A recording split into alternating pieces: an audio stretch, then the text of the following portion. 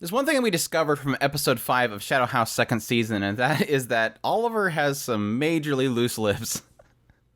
This dude just divulged so much information, and it's information that really is making Kate think, and I think that's fantastic because I honestly, especially with like what happened last week, really just feel like they're starting to spin their wheels this whole investigation thing. I think this is a great episode to both build character with Kate, but finally start to get those moments of, I guess, accomplishment. Like we're actually finally starting to dig into things. But yeah, opening up this episode was this meeting with Oliver, the research team. Well, this meeting. This oops meeting of ripping down the wall. And yes, just like I assumed, the whole ending of last episode was really them going, it's Emilico. This is the, what does he call him? Like the super living doll. They're just super fascinated by Emilico. So her being there, they're super happy. But it was cool because of how much they love Emilico, it seems like that's kind of transferring into the trust for Kate. As Kate acts like she cares about the research they're doing there, it really did open up a lot of doors for, again, Oliver to really start divulging things that he normally is not supposed to be. He really does hold Emilico in high esteem, and so Kate kind of showing some sort of interest kind of allowed it to kind of transfer over to her, and I think that's a really cool developing point for Kate. After kind of meeting everybody, the research team, we start to learn about the fact that Kate's not special with the whole soot stalagmite thing, and technically Barbara as well. Apparently, they have several people they're keeping an eye on that have this ability to produce so much soot that they can make these stalagmites. And besides Barbara and Kate, that apparently is Benjamin, Gilbert, and John. Very surprised by John, but again, I guess that makes sense because of what he did at the debut. Kind of the assumption there is that he does have a lot of this soot. I don't remember exactly who Gilbert is, so maybe that's something they're just now mentioning. But additionally, they said based on how much they're collecting from the rooms, they can assume that Sarah and Douglas can as well, which we do know what Sarah is, but again, don't remember who Douglas is. So we have like two mysteries characters here, but at the same time, again, very interesting to note that Kate's not special in that way. Now, yes, technically them producing stalagmites doesn't mean they have as much as what Barbara produces, but it's still cool to know. And seeing that Oliver is producing a lot of information, she decides to ask him, well, what do you think about this whole soot fandom thing? Who do you think is actually responsible for it? And at this point, he reveals, even though it's supposed to be a secret, that apparently, based on the fact that they have to open this very large door that's very heavy, he assumes it either has to be a male or a group of females. Again, that was kind of why they were pushing it on the bells, because they were twins. But this is where we start talking about the cloaked figure once again. We kind of note a few things in this scene. One was that it apparently is a tall person, so most likely an adult. But since they are not, the adults are technically not allowed in this location. I mean, besides Edward, I think he's allowed to be in there because he is technically heading it. But it would either have to be an adult that's maybe sneaking in at night, or again, we can probably assume that it might be somebody that's stacking on each other. It could be that the case as well. But one thing's really pushing a lot of suspicion upon Ben and Benjamin.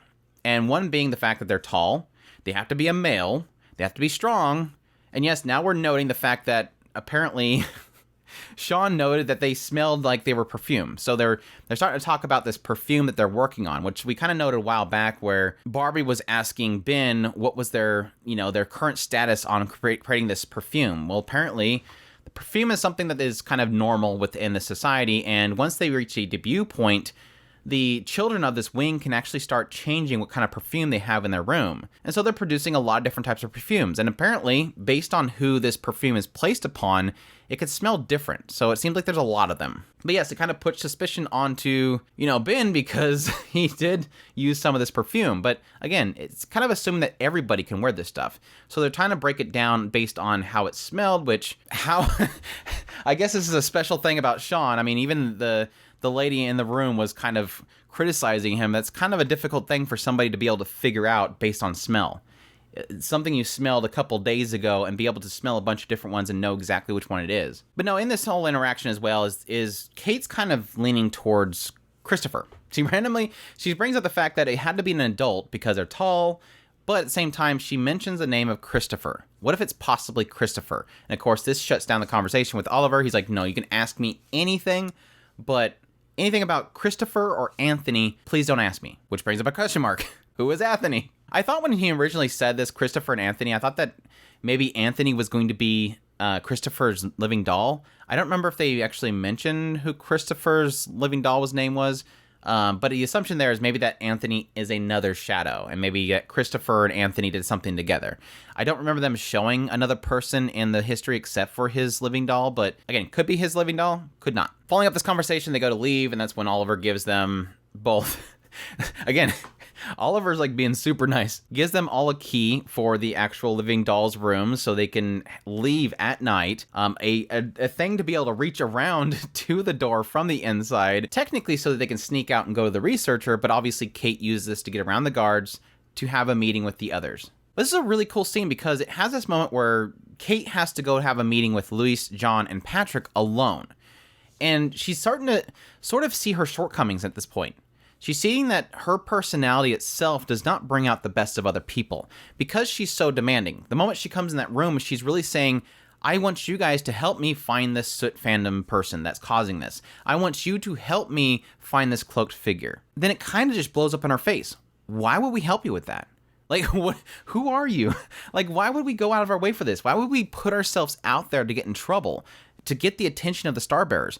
Why would we do this? This doesn't make any sense. This is where, again, Kate's starting to realize her shortcomings, that she's not some person that can just demand things of other people, and that there's a reason why most people help her with a lot of situations, and that's Emilico. Emilico's always been the reason up to this point why people go out of their way to help them with things. They're not helping Kate, they're helping Emilico, because Emilico has this personality about herself. This whole situation with the debut, a lot of people joining in and helping each other was because Emilico was bringing people together. Kate wasn't involved with that.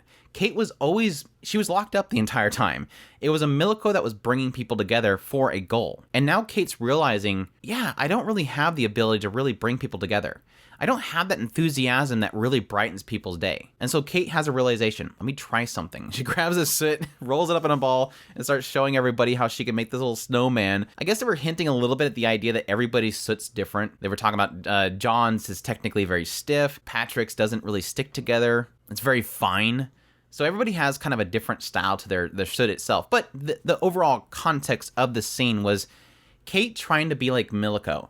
Just have a moment. Just relax, enjoy the moment together, which they eventually kind of realize at the very end. We really enjoyed our time here, which then, of course, leads to everybody actually accepting to help Kate out with her situation. Again, it became very personal and less demanding, and thus everybody was kind of okay with the idea of helping out. Like I said, I think it was a really cool growing point for Kate, despite it was a very simple scene. The other thing that they kind of hit on a little bit in this scene was kind of them remembering Shirley and Rum, and I really do like that. It's been a while since we've actually, technically Emilico every now and then would ask other people about Rum, the other living dolls, but it's like a moment where we finally had Kate and Luis and John, all of them kind of realizing they kind of miss Shirley in some way. Overall, like I said, very solid episode. Like I said, finally starting to get some reveals or at least some sort of finger pointing happening. Again, we're kind of putting a little bit too much emphasis on both Ben and Christopher at this point.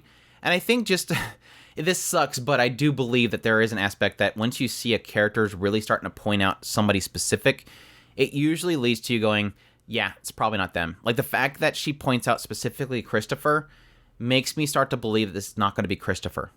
The fact that we're kind of throwing a little bit of hints at somebody like Ben because of the perfume, because he's a male, because he's tall, starts to sort of make you believe, nah, it's probably not going to be Ben. But then technically adding a little bit of suspicion at two different characters does lead a little bit to one of them at least being the one. Then again, we're still kind of pointing away from Edward, and Edward's still technically a possible here. It does make me wonder at the same time, though, because you do have people that have so many different types of powers. What is the chance that one of them has the ability to control soot in a way that makes them taller? Like making shadow stilts. That's a possibility. The question that always comes in my head, though, is we're going to have to at some point establish why they would be doing it. Edward would want to do it just so they can push blame upon Kate. Christopher may want to do it just so he can bolster the confidence that Barbara has in herself. And at that note, Benjamin would probably be the same as well. But again, I believe we've seen Benjamin at the attack of the Phantoms itself, so the cloaked figure being up there and Benjamin down here at the same time, that sort of takes him out of the running. But anyways, that's my thoughts on episode 5 of Shadow House. Hope you guys enjoyed this video. As always, if you did, make sure to hit that like button down below, comment, let me know what you thought of the episode. What are you thinking so far? And please, again, if you know the source material, no spoilers. Additionally, if you're not already, make sure to hit that subscribe button so you get all my content. I do news, reviews, first impressions. If it's anime, it's pretty much here. Additionally, if you want to support the channel more, we have a Patreon link, a tips link, and a super thanks button down below. Definitely appreciate everybody that does, and y'all take care.